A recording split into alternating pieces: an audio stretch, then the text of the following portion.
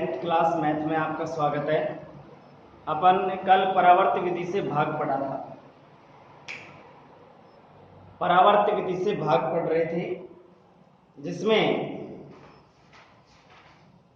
अपन ने 16वां प्रश्न करा था परावर्त विधि से भाग।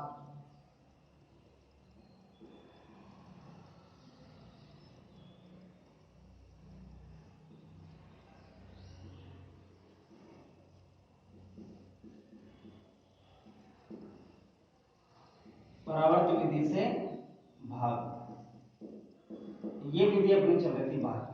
तीसरी विधि है भाग की, जिसमें 17वां क्वेश्चन है अपना। क्वेश्चन नंबर 17, 13, 58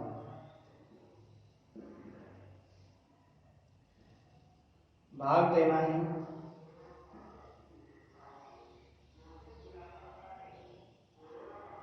एक 113।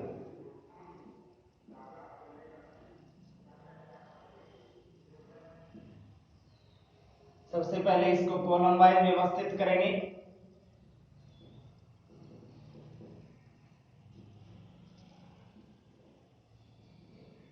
भाजक का मान 113, विचलन जमाएंगे और परिवर्तित अंक।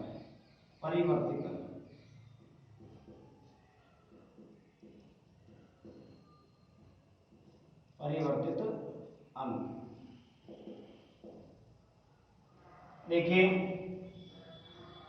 फर्स्ट, सेकंड और थर्ड खंड, तीनों खंडों में से इसको विभाजन करेंगे। तीनों खंडों में, जिसमें आपको पता है इसमें आधार लेंगे 100, आधार 100 होगा।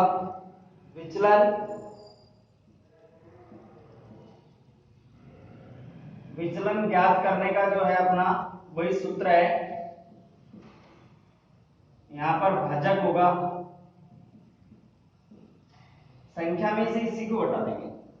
113 माइनस 100, 13 इसका विचलन आ जाए। परिवर्तित अंक,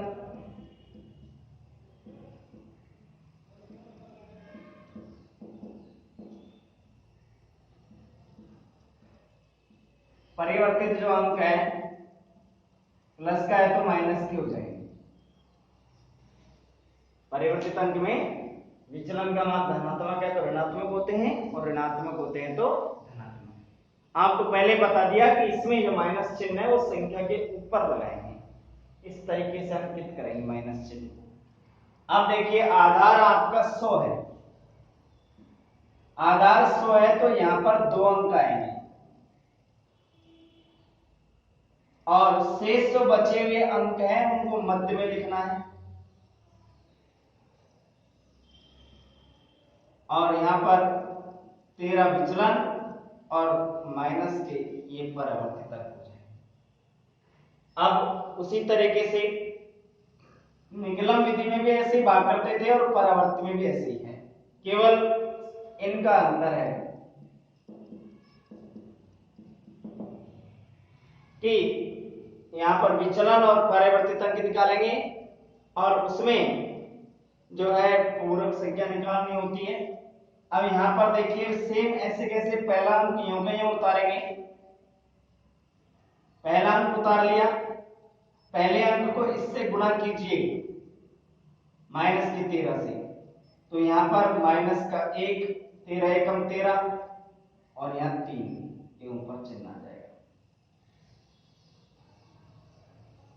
यहां पर घटाएंगे तो 3 में से 1 जाएगा तो कितने शेष रहेंगे? 2। 2 को फिर यहां गुणा कीजिए, 13 दूना 26, तो 6 का अंक इसके नीचे, 2 का अंक इसके नीचे। एक एक अंक इधर की तरफ लिखते चलेंगे।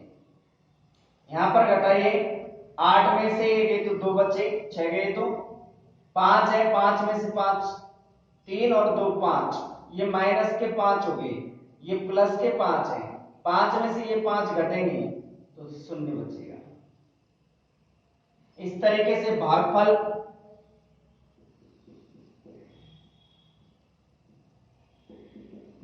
का मान 12 और शेष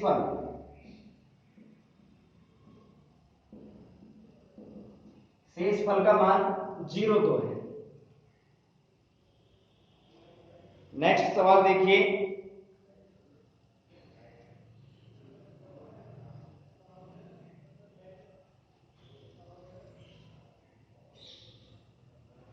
अठारहवां क्वेश्चन।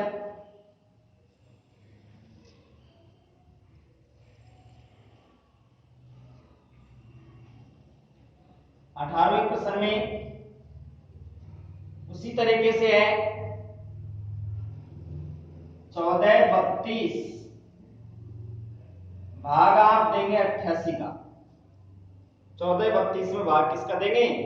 88 का भाग देना है अपन को। इसमें भी वो एक खंडों में बांटेंगे, फर्स्ट खंड, सेकंड और थर्ड खंड, इनमें विभाजन कर देंगे।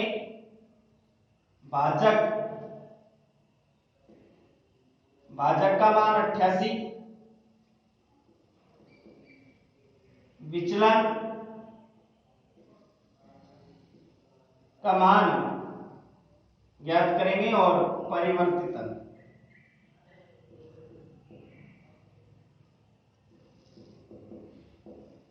देखिए यहां पर विचलन का मान ज्ञात करेंगे, वो इस संख्या में से 100 को घटाना है। 88 में से 100 घटाएंगे तो माइनस के बचेंगे 12, तो माइनस के 12 बचेंगे, तो परिवर्तित अंक में ये प्लस के हो जाएंगे। आपको पहले बता दिया कि यहां पर विचलन का मान यदि ऋणात्मक आता है तो ये धनात्मक हो जाएगा, और यदि यहां धनात्मक आता है तो यहां ऋणात्मक हो जाएगा। परिवर्तित का मतलब है अंकों को परिवर्तित करना है, आपको चिन्ह बदलना है। ये चीज आगे होगी समझ में। इसके बाद में वही अपना विचलन का मान माइनस के 12 और ये हो जाएंगे प्लस के 12। यहां पर आधार 100 है तो वही तरीका, 2 संख्याएं तो इधर रहेंगी और शेष जो अंक बचेंगे वो मध्य में रहेंगे। तरीका वही है, बिल्कुल आसान, कोई दिमाग ज्यादा लगाने की इसमें जरूरत नहीं है, नहीं कोई लंबा चौड़ा कैलकुलेशन। पहला अंक ऐसे कैसे उतारो, हमेशा पहली संख्या को सेम इसी तरीके से उतारना है।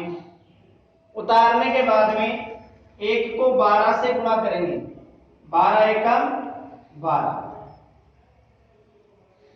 तो यहां पर अब इसमें जुड़ेगा, अब घटेगा नहीं क्योंकि ये धनात्मक है, ये धनात्मक है तो 12 एकम 12, तो यहां 5 4 और 1 जोड़ेंगे, कितने आएंगे? 5। फिर 5 को यहां गुणा करेंगे, 5 को यहां पर गुणा करना है, 12 पंजी 60, 60 लिख दिया। अब यह घटेगा नहीं, वही जुड़ेगा क्योंकि ये इससे गुणा हुआ है तो धनात्मक संख्या प्राप्त हुई है। अब यहां 2 को और 0 को जोड़ेंगे तो 2, 3 और 2 5, 5 और 6 11, 112। अब यहां अपन एक चीज अपवाद प्राप्त हो रहा है, पहले में निकलन विधि में भी बताया था और इसके बाद में इस विधि में भी देखिए कि भाग अपन 88 का दे रहे हैं और शेष फल में 112 आ रहा है। भाग किसका दे रहे हैं? 88 का, और शेष फल में 112। इसका मतलब अधिक नहीं आ सकता, कम हो सकता है। भाजक से हमेशा यहाँ कम आना चाहिए, जबकि यहाँ 88 है और यहाँ पर 112 है। इसलिए अपन इस 88 का सीधे इसमें भाग देंगे, 88 का भाग 112 में देंगे। 88 एकम 88, 88 का भाग दे लिया। घटाएंगे इसमें तो यहाँ 2 है तो एक उधार ले लेंगे। 12, 12 में से 8 गए तो कितने बचे? 4। और यहाँ बचा 0, एक उधार ले लिया। 10, 10 में से 8 गए तो 2 बचे, तो 24 यहाँ पर शेष बच रहा है। तो अब यहाँ देखिए कि भागफल 1 है। भागफल क्या प्राप्त हुआ इसमें? 1। इस 1 को तो यहाँ जोड़ देंगे भागफल में, और 88 का भाग देने पर यहाँ घटेगा तो क्या आएगा? 15 एक 16 जुड़ जाएगा, और यहाँ घटेगा तो कितना बचेगा? 24। तो ये अब आपका भागफल है।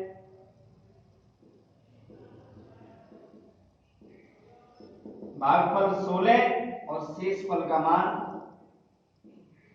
जो है 24 है। ठीक है, इस तरीके से आपको करना है कि ये ध्यान रखें। यहाँ कुछ सवालों में इस तरीके से आता है निकलम विधि और परावर्त विधि में कि शेष फल से ज्यादा आ जाए, भाजक से क्या आ जाए? शेष फल का मान ज्यादा।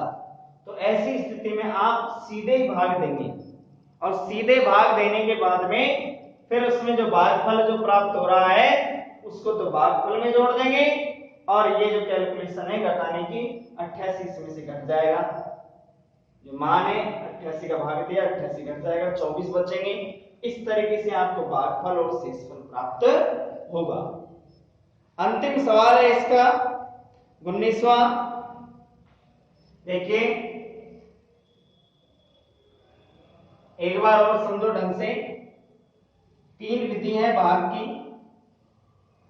ध्वजांक विधि जो आप पहले भी पढ़ चुके, परावर्त विधि है ये, जिसमें 19वां सवाल है अंतिम सवाल 14,885। भाग देना है 23 का, 123 का भाग। वही आधार तो 100 लेंगे, विचलन ज्ञात करेंगे तो संख्या में से घटाएंगे तो धनात्मक मान आया 23। तो यहां माइनस के हो जाएंगे परावर्तित अंक, परिवर्तित अंक में कितने हो जाएंगे? माइनस के 23 प्राप्त होंगे। अब देखिए वही खंडों में विभाजन करेंगे। पहले भी अपन ने कई भागों की विधि पढ़ चुके, सब में खंडों में विभाजन इसी तरीके से है। पहला खंड, द्वितीय खंड और तृतीय। यहां पर भाजक का मान 123,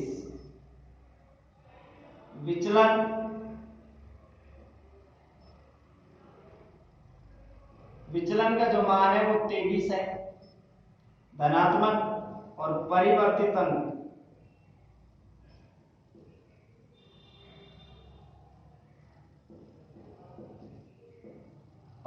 अंक क्या होगा? माइनस की 23। देखिए आधार 100 है तो 2 अंक इधर रहेंगे, इसमें कोई संदेह नहीं होना चाहिए कि आधार के आधार पर यदि आधार 100 होता है तो 2 अंक इधर रहते हैं।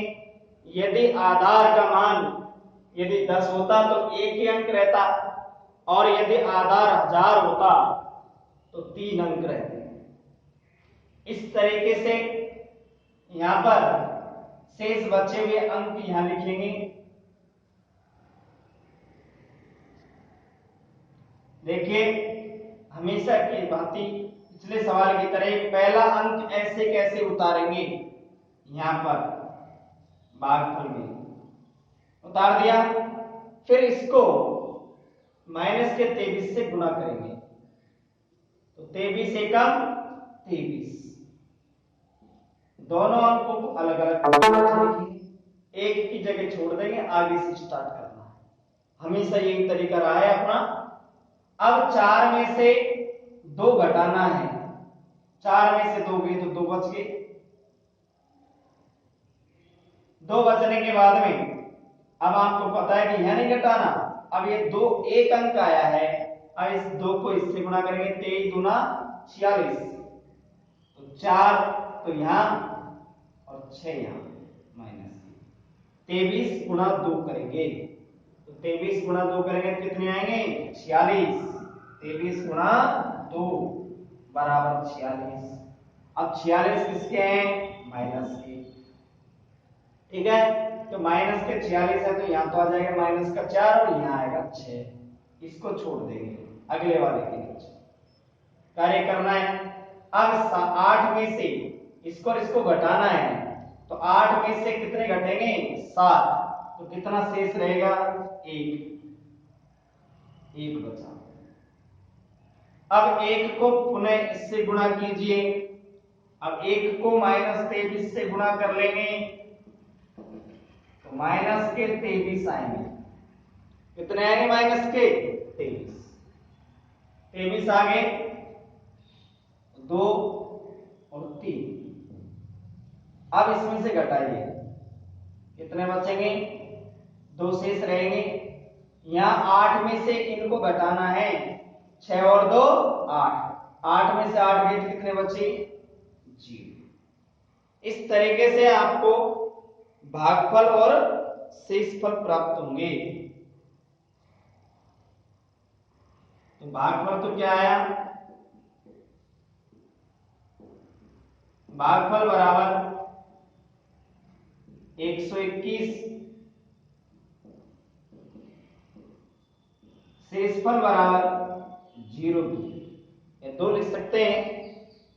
इस तरीके से ये विधि आपकी पूरी हुई।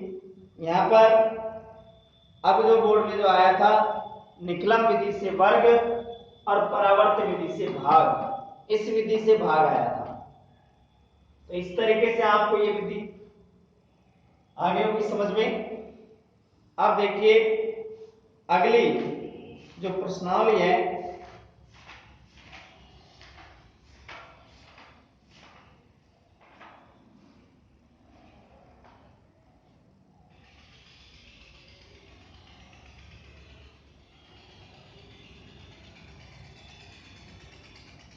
द्वितीय प्रश्नावली है वो है आपकी संख्या, वास्तविक संख्या।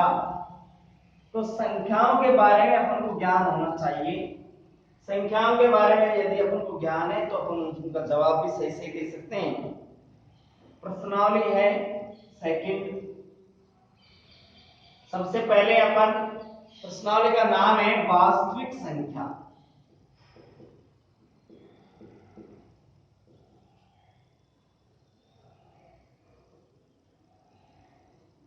वास्तविक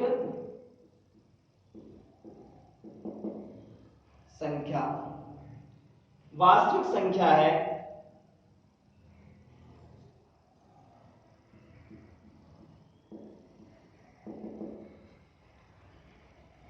वास्तविक संख्या।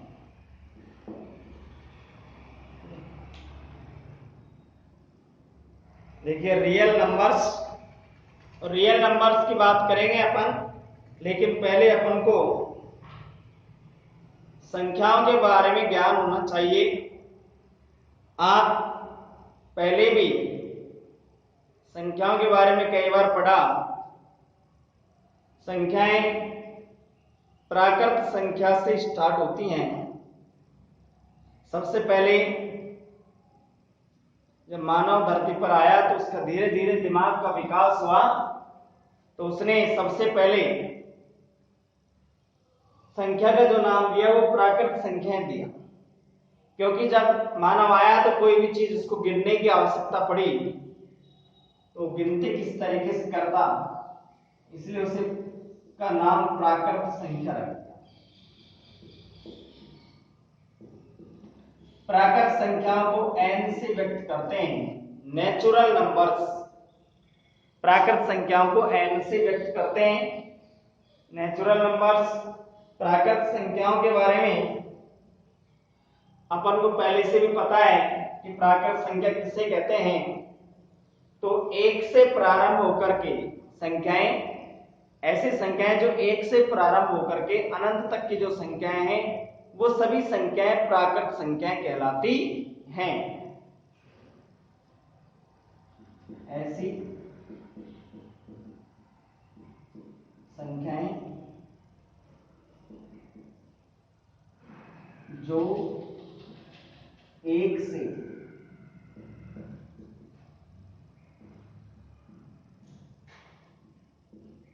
प्रारंभ होकर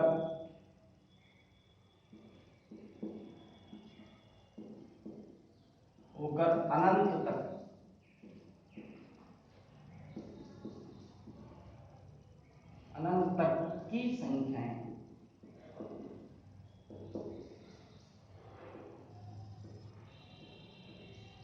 प्राकृत संख्या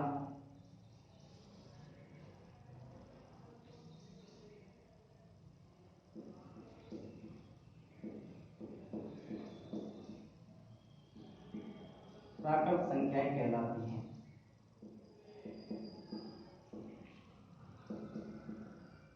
ऐसी संख्याएं जो एक से प्रारंभ होकर अनंत तक की संख्याएं प्राकृत संख्या कहलाती हैं, संख्याएं कहलाती हैं। इन्हें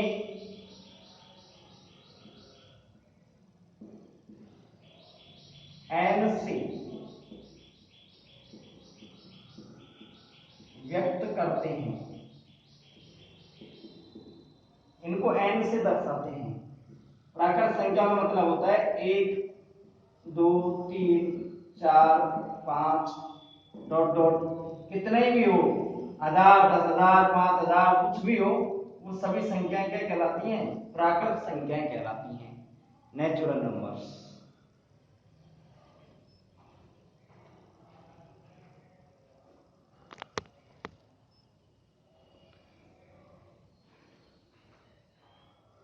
सेकंड नंबर है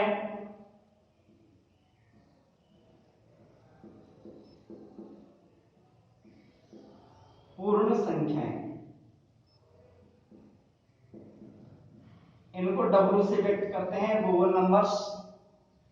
अगर प्राकृत संख्याओं में अगर शून्य को सम्मिलित कर लिया जाए तो पहले व्यक्तियों ने सोचा कि भाई 1 से प्रारंभ कर दें। जैसे परिवार में सदस्यों की संख्या है तो भाई 5 है, तो उन्होंने गिन लिया 1 2 3 4 5। मान लीजिए कोई पशुओं की संख्या घर में है, उन्होंने गिनती कर ली कि भाई 5 है 10 है, ठीक है। फिर उसके बाद उन्होंने सोचा, मान लीजिए कोई चीज अपने घर में है ही नहीं, मान लीजिए कि भैंस अपने घर में उपलब्ध नहीं है, तो अपन भैंसों की संख्या को फिर किससे दर्शाएं? समस्या आ गई कि कोई चीज अपने पास में है ही नहीं, तो उनकी संख्या को किस तरीके से अपन व्यक्त करें? तो इसके लिए फिर उन्होंने सोचा कि शून्य की खोज करें। यदि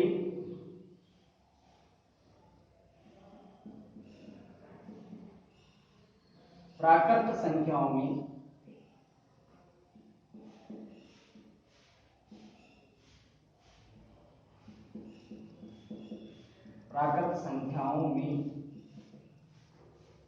शून्य को सम्मिलित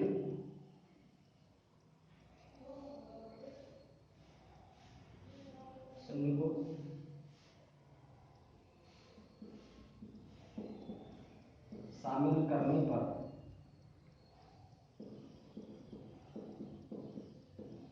पर प्राप्त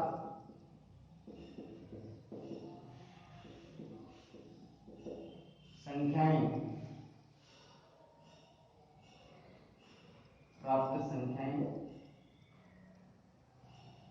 पूर्ण संख्या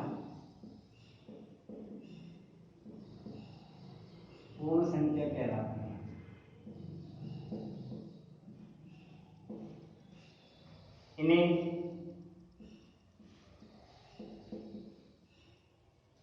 इन्हें W से व्यक्त करते हैं।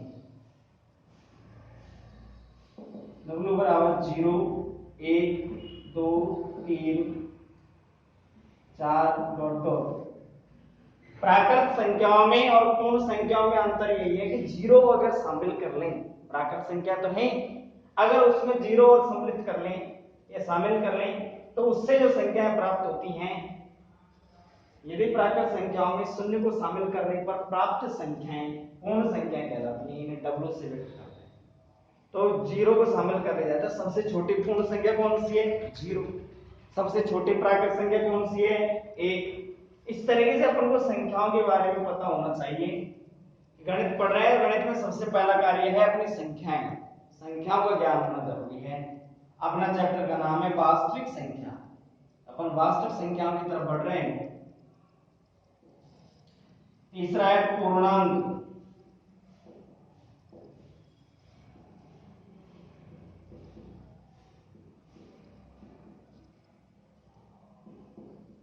पूर्णांक संख्या, इनको आई या जेड से व्यक्त करते हैं। आई से व्यक्त कर देते हैं और जेड से व्यक्त कर देते हैं।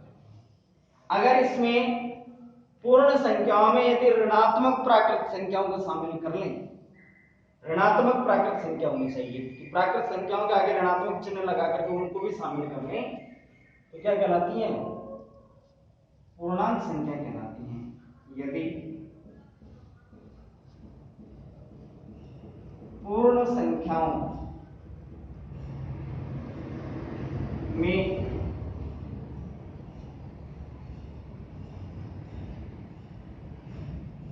ऋणात्मक प्राकृत संख्याएं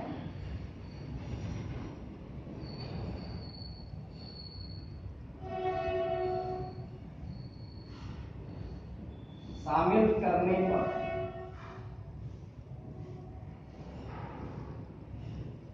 करने पर प्राप्त संख्याएं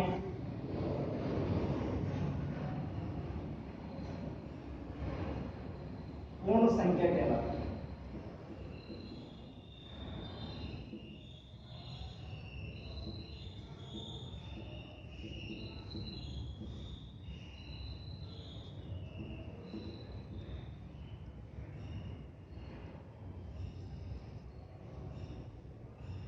पूर्ण संख्या कहलाती हैं।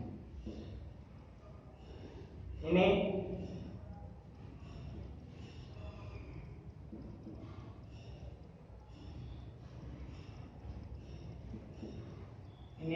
आई या जेड से व्यक्त करते हैं।